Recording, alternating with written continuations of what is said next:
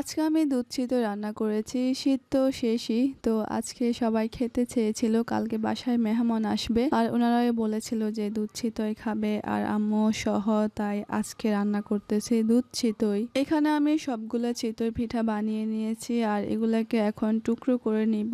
তো আমি দুধ জাল করতে বসিয়ে দিয়েছি। প্রায় 2 লিটারের মতো দুধ আমি জাল করতেছি এখানে। তার সাথে গুঁড়ো দুধ, চিনি, লবণ সবকিছু দিয়ে দিচ্ছি। আখের রস, গুড় সবকিছু দিয়ে দুধগুলো ভালো করে জাল করে নিচ্ছি। তো চিতই পিঠা রান্না করার জন্য এখানে অনেকগুলো নারকেল কোরানো হচ্ছে। তো আমি সেখান থেকে কিছুটা নারকেল নিয়েছি। ছোটবেলায় যখন নানাদের বাড়িতে যেতাম তখন রমজানের সময় মিলাদ পড়ানো হতো। এখনো পড়ায়, বাট দূরে থাকার কারণে যাওয়া হয় না। আমার বাকি কাজিনরা যায়, অন্যান্য সময় যদি সময় পায় তাহলে ওরা যায়, কিন্তু আমি যেহেতু দূরে বেশি তার জন্য আর যাওয়া হয় না বেশ কয়েক বছর। তো ছোটবেলায় যখন যেতাম তখন ইফতারির পরে এরকম একটা জুস বা শরবত বানানো হতো নারকেল দিয়ে। আমার প্রপারলি মনে নেই কিভাবে বানানো হয়, তবে একটু একটু মনে আছে, তার জন্য ভাবলাম আমি এটা বানিয়ে ফেলি। তো এটা শিলপাটা দিয়ে বেটে নারকেলগুলো তারপর বানায়, কিন্তু আমি তো এটা করব না, মানে করতে ইচ্ছে করতেছে না, তার জন্য আমি ব্লেন্ড করে নিয়েছি নারকেলগুলোকে। এরপরে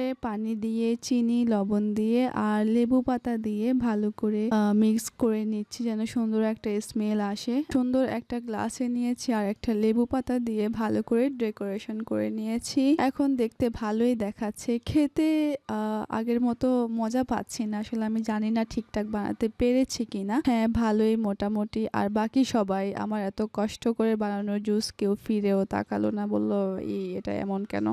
যাই হোক, পরে সবটা আম্মুই খেয়েছে। এরপর সবার জন্য হাঁসের একটা একটা করে ডিম পেড়েছে আর এগুলোকে জমিয়ে এখন সবার জন্য সিদ্ধ করতেছি আমি এখানে। মানে হাঁসের কষ্ট করে পাড়া ডিম এখন আমরা সিদ্ধ করে খাচ্ছি, কি মজা তাই না। এখন আমি রাকিব ভাইয়ের জন্য চা করতেছিলাম। বাকি সবাই চা খায় না, এখন ইগনোর করে, কিন্তু রাকিব ভাইয়া এখনো পর্যন্ত অনেক বেশি চা পছন্দ করে, তার জন্য ওনার জন্যই আমি এখন চা বানাচ্ছি। যাই হোক, এই তো বেশ কিছুক্ষণ ধরে আমি এই দুধগুলোকে জাল করে একদম ঘন করে নিয়েছি আর এখন সবগুলো পিঠা দিয়ে দিচ্ছি। কিছুক্ষণ ধরে ভালো করে জাল করে এরপর পিঠা হয়ে গিয়েছে।